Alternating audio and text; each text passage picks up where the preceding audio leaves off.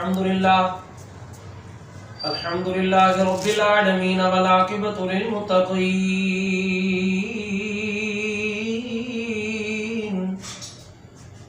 الصلاة والسلام على قائد الغر المحجلين وآله الطيبين الطاهرين وأصحابه أجمعين أما بعد فأعوذ بالله من الشيطان اللعين الرجيم بسم الله الرحمن الرحيم من يطع الرسول فقد أطاع الله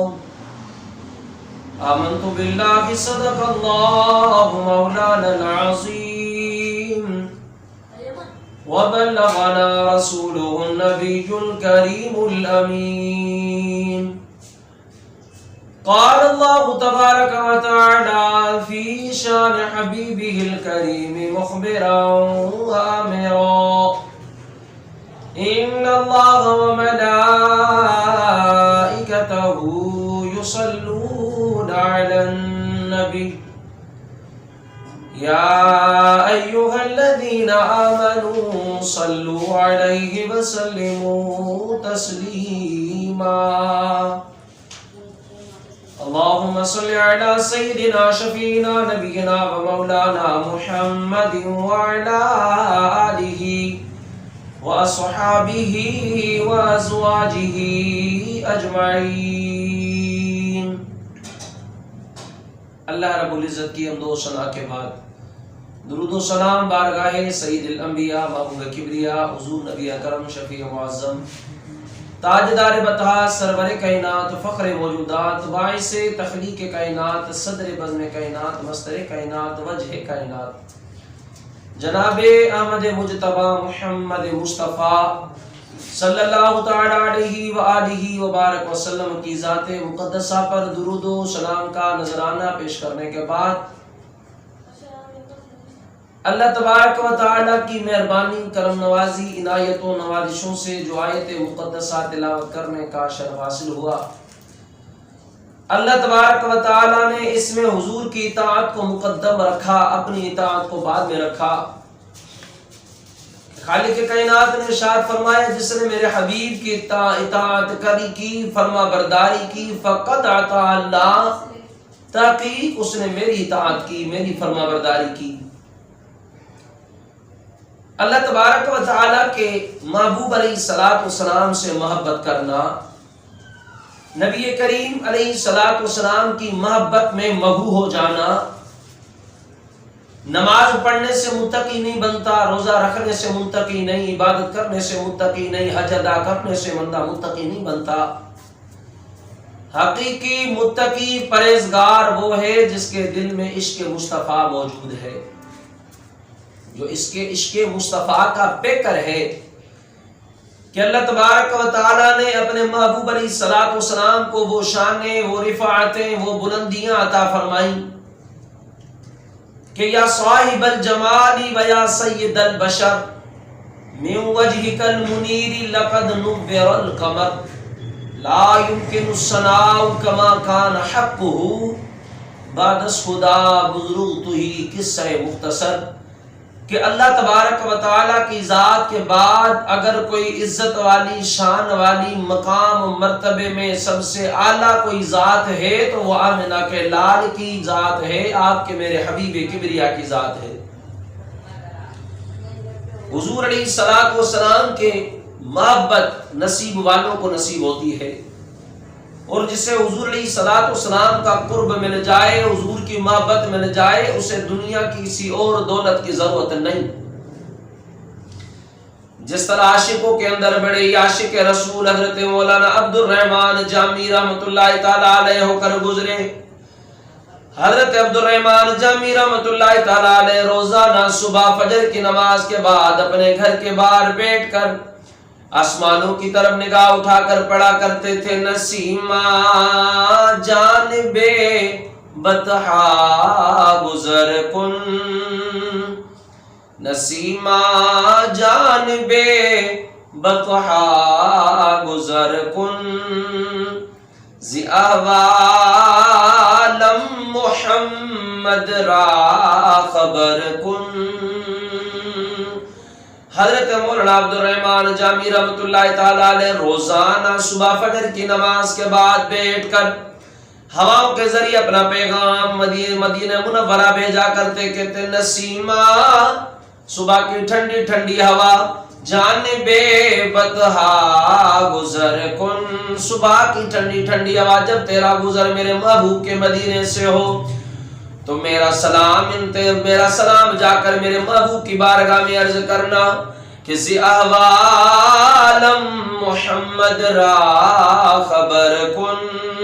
میرے سارے احوال، میرے سارے اقوال، سارے افعال میرے محبوب کی بارگاہ میں عرض کرنا۔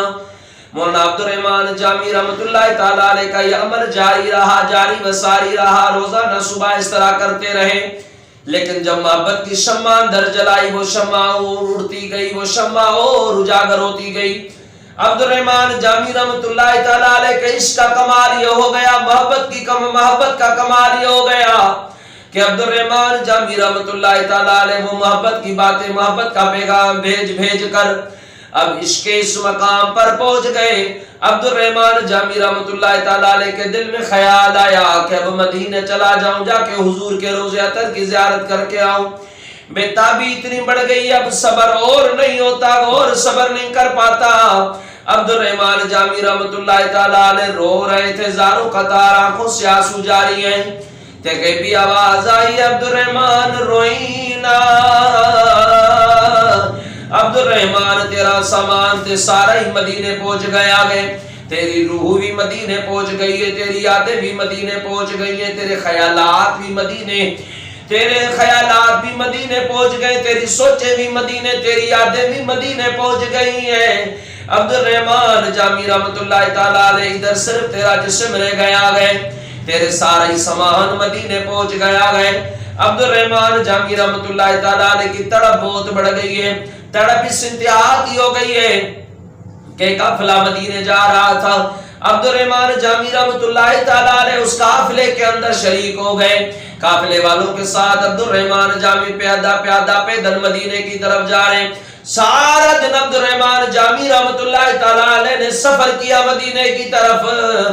آج دل کے اندر خوشی کا سمندر جوش مار رہا ہے، خوشی کا سمندر ٹھاٹھے مار آ گئے۔ جس حبیب کبریا کی طرف میں سلام بھیجا کرتا تھا، ہواؤں کے ذریعے پیغام بھیجا کرتا تھا،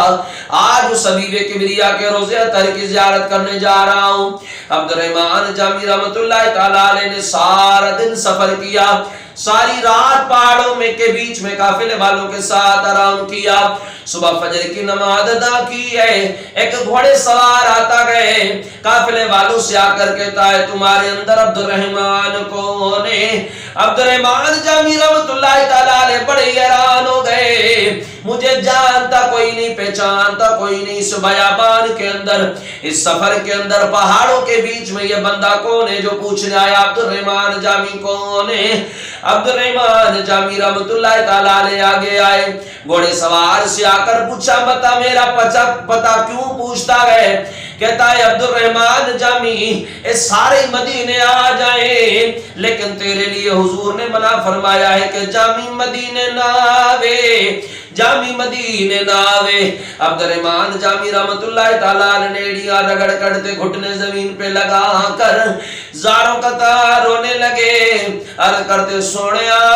کیڑی غلطی ہو گئی، سونیا ایسی کون سی خطا ہو گئی کہ جامی کو مدینے آنے کی اجازت کوئی نہیں۔ عبدالرحمن جامی رحمۃ اللہ تعالیٰ نے دوسرا دن بھی سارا دن سفر کیا ہے، سارا دن سفر کر کے رات پھر پہاڑوں میں گزاری ہے، پھر پہاڑوں میں آ کر عبدالرحمن جامی رحمۃ اللہ تعالیٰ نے ساری رات رو کے گزاری ہے، یار کی جدائی میں گزاری ہے، یار کی محبت میں رات گزاری ہے، رات یار کی محبت میں گزاری ہے کہ عبدالرحمن جامی رحمت اللہ تعالیٰ علیہ کی محبت اتنی کمال کی ہے کہ لگیاں والے چپ نہیں کر دے، لگیاں والے چپ نہیں کر دے، دئیے لکھ دلا سے